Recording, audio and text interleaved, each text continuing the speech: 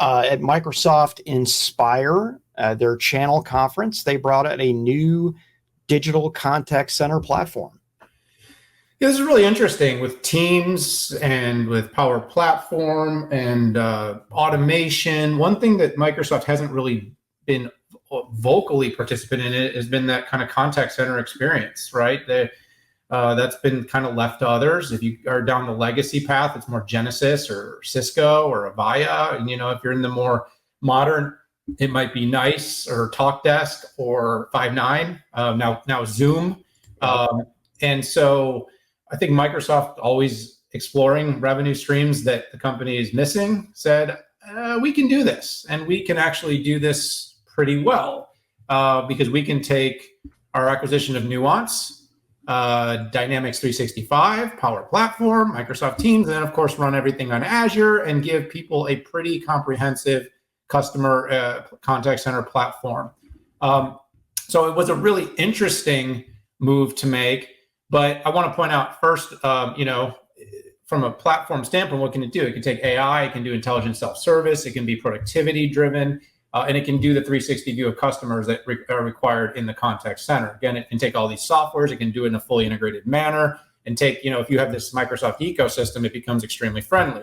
Now, having said that, I was kind of at first thinking when I heard this update, so Microsoft's going after everybody. They're going to take out all these companies.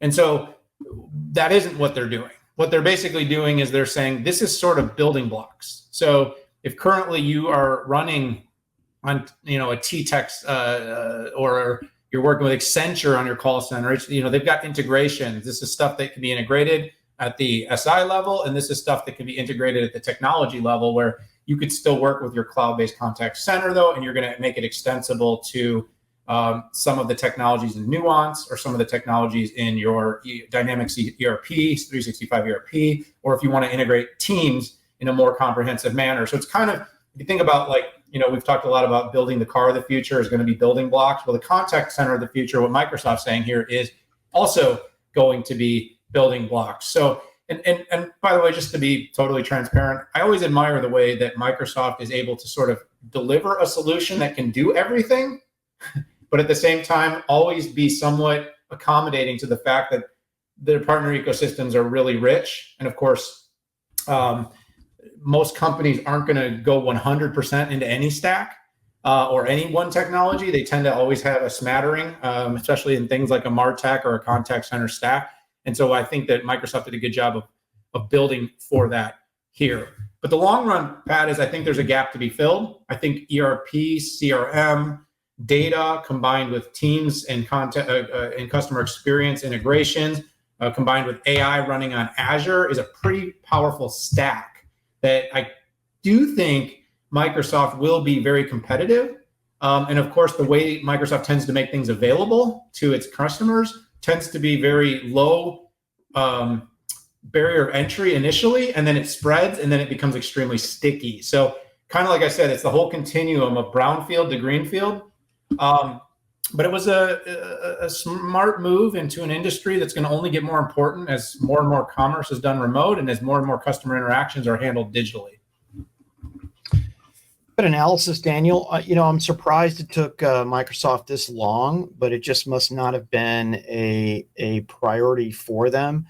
The opportunity to glean and infer and get more intelligent about contact centers are just incredible.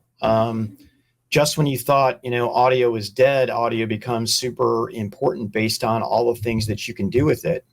Microsoft is very capable, and I would actually say Microsoft, when it comes to audio processing and intelligence, they've been doing this for over 30 years.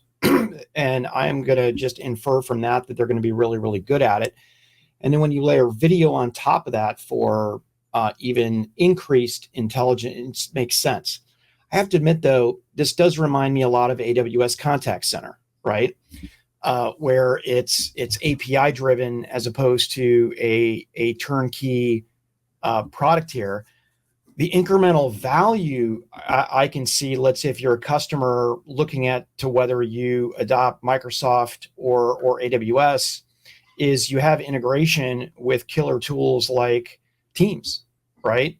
And you have the low code and no code and a lots of code environment that Microsoft brings to the table. That doesn't, say that AWS doesn't have low code, no code. I would just say that Microsoft's is more mature and is used more than AWS is, and used more by enterprises out there. So lots of value. I'm glad to see it. I don't fully understand why it was announced at this show.